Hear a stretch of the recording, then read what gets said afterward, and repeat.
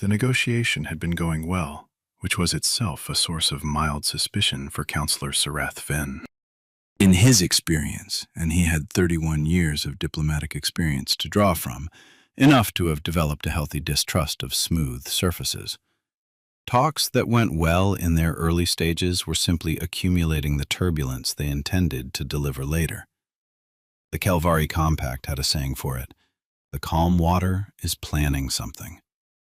Serath-Venn had found this to be one of the more reliable pieces of wisdom in his considerable collection.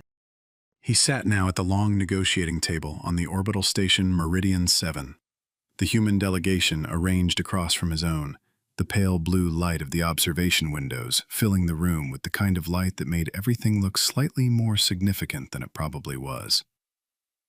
The station orbited a planet called Vethys Minor, which belonged to neither party, which was why they were here. Neutral ground, as humans like to say. A concept Serath-Venn had always found slightly naive. All ground was someone's eventually. The question was merely timing. The human ambassador's name was Caelen Morrow. She had been appointed to this post 14 months ago, which by the standards of the Federated Human Territories was considered experienced, and by the standards of the Calvary Compact was considered something between a graduate student and a promising child. Serath-Venn had prepared for this. He had expected a negotiator who was technically proficient, but whose instincts were still developing, who could be guided, carefully and without visible condescension, toward outcomes that the Compact preferred. He had not expected her. She was tall by human standards, with the kind of composed physical stillness that Serath-Venn associated with either great discipline or great exhaustion. Her hair was dark and pulled back in the functional manner of someone who had made a decision about it years ago and stopped revisiting it. She spoke in complete sentences that arrived fully formed, with no visible assembly process, and she listened with the particular quality of attention that Serath-Venn had only ever encountered in 3 or 4 people in his entire career. The kind of listening that made you feel uncomfortably that everything you said was being processed at a level slightly deeper than you intended. She had also, in the first session, identified the structural weakness in the Compact's shipping lane proposal before his own senior aide had flagged it. She had not made a point of this. She had simply steered the conversation around it, applied gentle, consistent pressure to the seam, and by the end of the second hour, she had renegotiated a clause that Serath-Venn had considered non-negotiable. He had revised his assessment of her 3 times in 2 days. He expected to revise it again before they were finished. They were in the 3rd session now, the afternoon session of the 2nd full day, working through the resource-sharing framework that was the technical and political heart of the entire agreement. This was the section Serath-Venn had prepared most thoroughly for, the section where he expected her to push hardest and where he had the most structured defenses ready. They were moving through it clause by clause, with the careful joint focus of 2 people diffusing something, and the room had the quality of a room in which important things were quietly being decided. It was at 14:32. He checked his chronometer later with a precision he could not entirely explain, that her aide entered. The aide was a young human male who had been visible throughout the talks as a quiet background presence, the kind of support staff whose job involved anticipating needs and remaining invisible. He entered now from the side door, which was outside protocol. Side entries during active negotiation were not done, not without a significant reason. And he moved to Ambassador Morrow's chair with a directness that crossed the room without touching anything, and stopped just at her shoulder. He bent and said something very quietly into the vicinity of her ear. Serath-Venn watched her face. He was a diplomat. Watching faces was one of the fundamental skills of his discipline. He watched it the way he watched everything in a negotiation room, with calibrated attention, looking for information, looking for leverage, looking for truth. What he saw was brief and total. A shift, so fast it was almost architectural, like watching a structure absorb an impact, the instant of maximum stress before the material reasserted itself. Her eyes changed. Something behind them changed. The color came up in her face and then drained unevenly, the human biology unable to hide what the will was already trying to contain. All of this lasted perhaps 2 seconds. She nodded once to her aide, who withdrew. She looked down at the table in front of her, at her papers, at the framework they had been building together. And then she looked up across at Serath-Venn and his delegation. She said that she required a brief recess. 4 minutes. She apologized for the interruption. Her voice was steady. This was the detail that lodged in Serath-Venn's mind immediately and refused to leave. Not the composure of her expression, not the professionalism of the request, but the steadiness of her voice. He had heard people produce steady voices before. In his experience, a steady voice in a moment of distress was always a performance. You could hear the frame of it, the effort underneath, the way the air was being managed more carefully than usual. This was not that. This was a voice that had been steady a moment ago, doing its level best to remain what it already was, fighting for a quality it was trying not to lose. She was on her feet and through the side door before he had fully processed it. The room settled into the particular quiet of an interruption that everyone present has registered, but no one is addressing. His delegation exchanged looks. His senior aide, Prethek, leaned toward him and murmured a question about whether to take refreshments, whether to stand down temporarily, the procedural questions of a pause.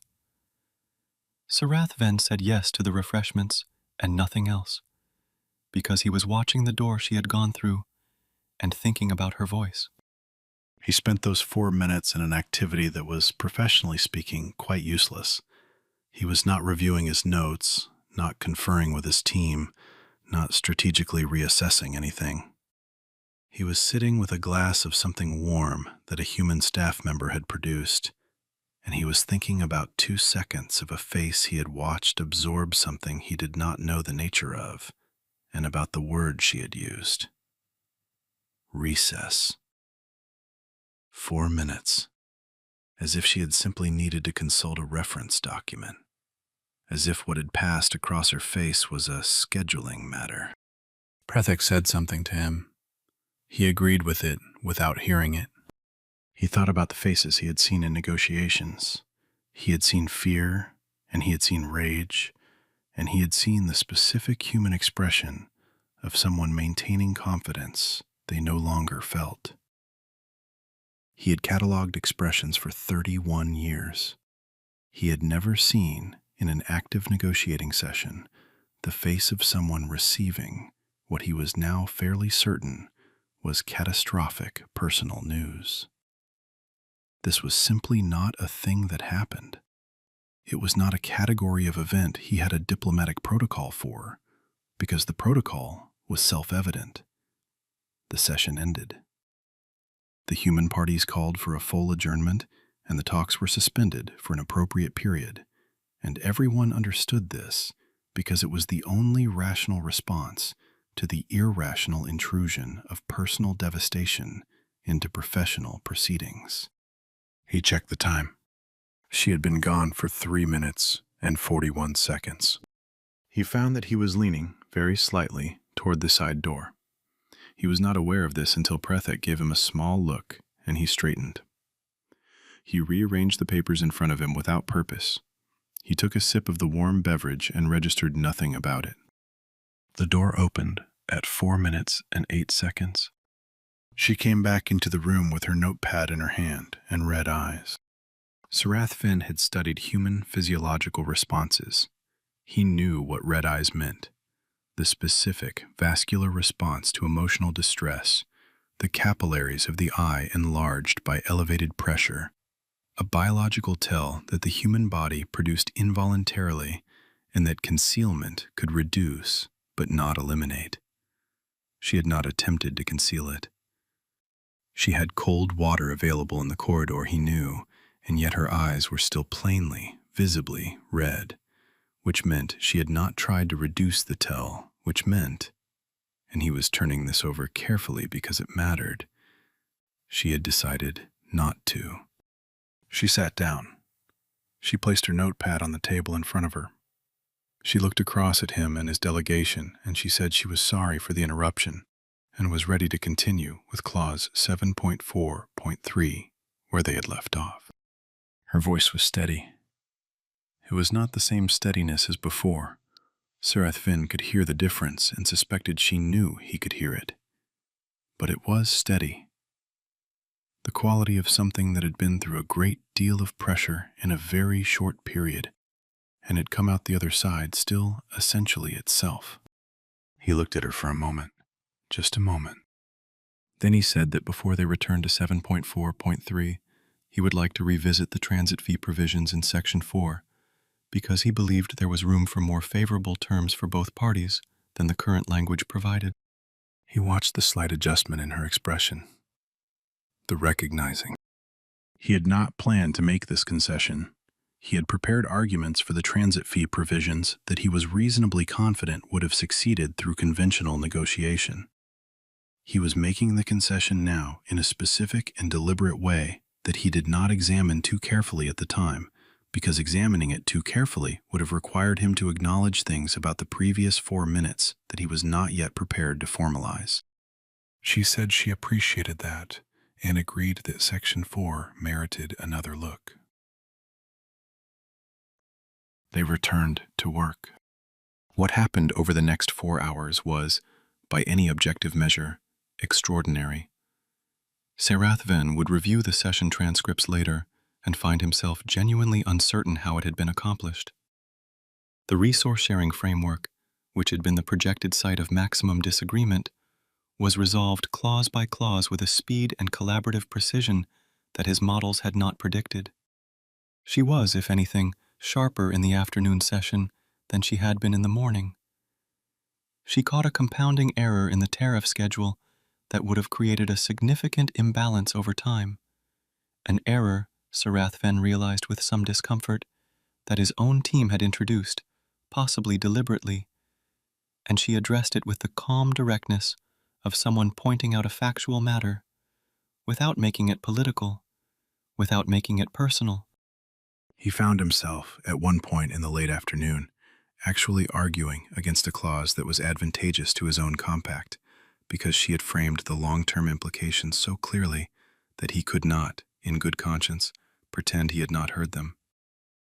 This had never happened before in his career. He added a note to his personal log about it, and did not share the note with anyone. They concluded at 1847. The final agreement ran to 63 pages. It was, by the assessment of the 3 independent analysts who reviewed it over the following weeks, the most equitable and durable trade framework the sector had produced in the past 20 years, notable for its lack of hidden asymmetries, its unusually robust dispute resolution provisions, and what one analyst described as an almost architectural attention to long-term balance over short-term advantage. Serath-Venn signed it and shook Ambassador Morrow's hand, which was a human custom he had practiced and genuinely did not mind. Her hand was warm, and her grip was brief and exact. The handshake of someone who had made a decision about handshakes years ago alongside her hair. He said it had been an honor. He meant it in the specific way he meant very few things he said in diplomatic contexts, as a statement of actual fact rather than professional courtesy. She said likewise, and that she looked forward to the implementation phase, and she picked up her materials and left with her delegation. Serath-Venn sat at the table for some time after. He had, in the formal accounting of the day, achieved a significant success. The agreement was better than his compact had any right to expect. He should have been reviewing outcomes, logging the concessions, preparing his report to the Compact Council. He was instead sitting with his hands flat on the table and thinking about 4 minutes and what lived inside them. His aide, Prefect, had gathered the documents and was waiting near the door with the patient energy of someone accustomed to waiting. Serath-Venn was aware of this and did not address it. He was thinking about the moment she had come back through the door. Not the voice. He had already thought a great deal about the voice. The eyes. The specific decision she had made, or not made, or made without making. The decision not to hide what was written on her face. She had walked back into that room, and she had not pretended. She had not constructed the professional surface that would have been available to her if she had splashed cold water on her face, taken a breath, performed normalcy. She had walked back in with the evidence of 4 minutes visible in her eyes, and she had sat down, and she had picked up where they left off, and she had not offered an explanation, and had not asked for accommodation, and had not, at any point in the remaining 4 hours, made those red eyes anyone else's problem. This was the part he kept circling. Not the grief. He understood grief, or thought he did, the way he understood most things he had not personally experienced. It was the refusal to stage manage it. The particular dignity of not pretending it wasn't there while simultaneously refusing to let it be the largest thing in the room. He thought about the technical achievement of that, the extraordinary specific skill of carrying something that heavy and that real into a room full of people with competing agendas and just working. Not performing stoicism, not suppressing the feeling. She had done this with red eyes. She had returned to the table with her grief plainly legible on her face, and she had proceeded to do her job at a level of quality that he, in 31 years of watching people do their jobs, had rarely encountered. The question that was forming in him was not one he had a category for. It was not diplomatic. It was not strategic. It was the kind of question that snuck up on you in quiet rooms after the work was done. What had she done in those 4 minutes? Not what had happened. He would learn later that she had lost her father, a phone call from home that had found her between sessions in the most professional setting of her career, a piece of news that bore no relationship to orbital stations or trade frameworks or tariff schedules, and yet had arrived there anyway, because the world's bad news is spectacularly indifferent to your calendar. No, not what had happened. What had she done with it? He thought about the possibility that she had wept. He thought this was likely. He thought about what it meant to weep, specifically, precisely, for the purpose of continuing.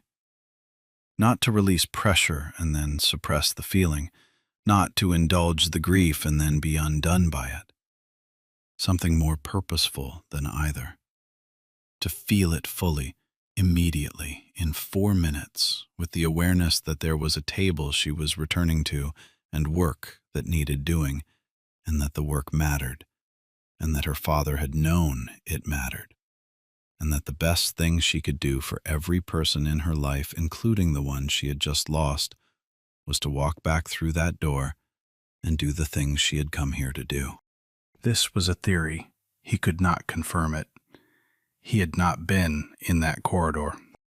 But he thought about the red eyes she had chosen not to hide, and he thought that choosing not to hide them was itself a statement. It was the acknowledgement, delivered without words, that the human being sitting across the table from you was carrying something real, and that this did not make her less than what she was here to be.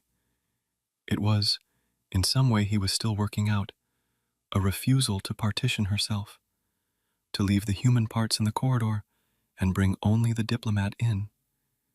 She had brought all of it in, the grief and the competence and the red eyes and the steady voice and the 63 pages. Prethek said his name gently.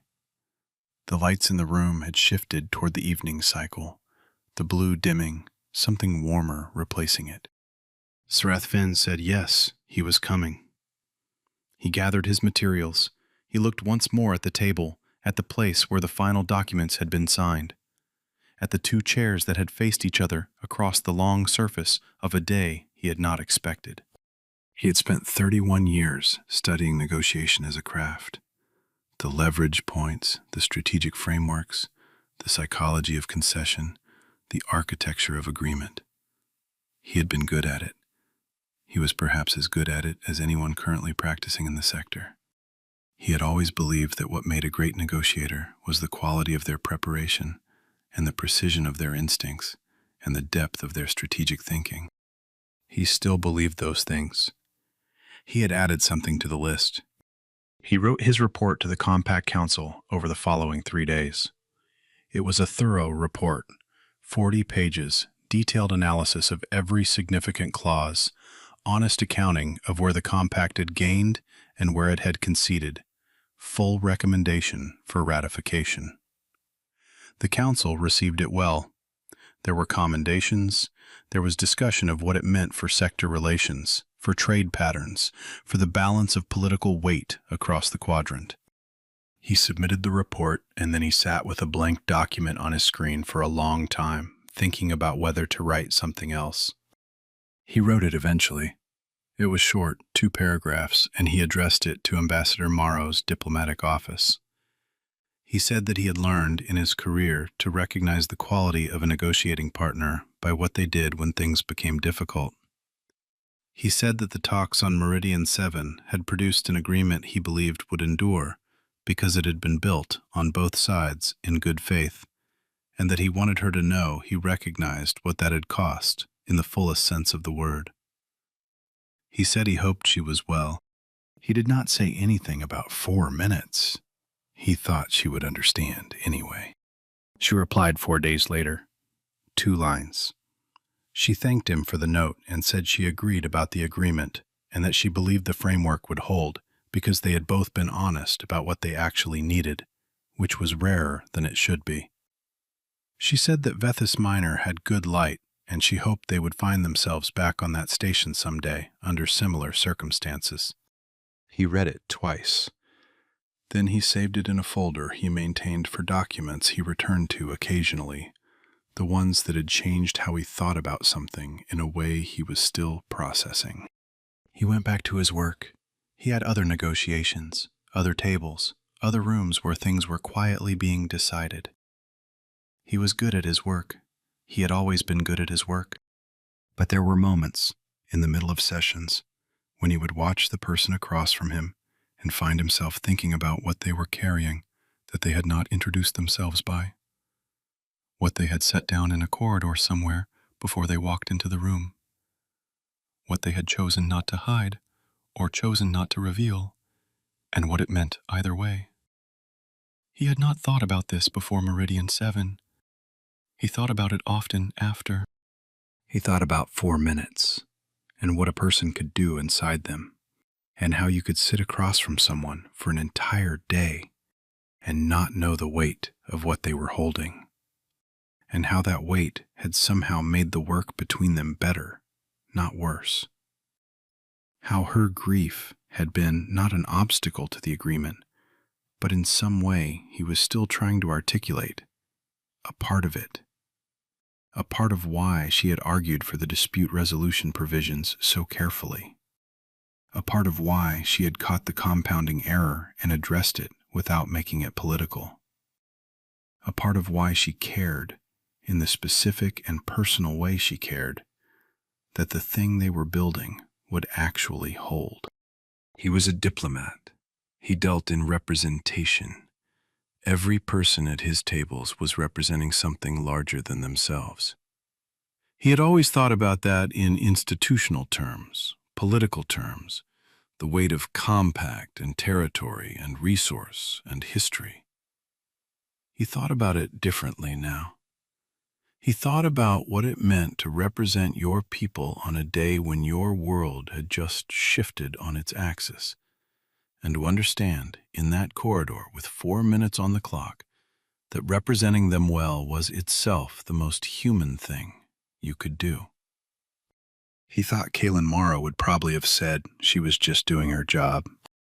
He thought she would have been wrong about that, and he thought she would have argued the point, and he thought he would have let her win it, because, in his experience, the people who were most extraordinary were also the most convinced they were simply doing what anyone would do. They were never right about this.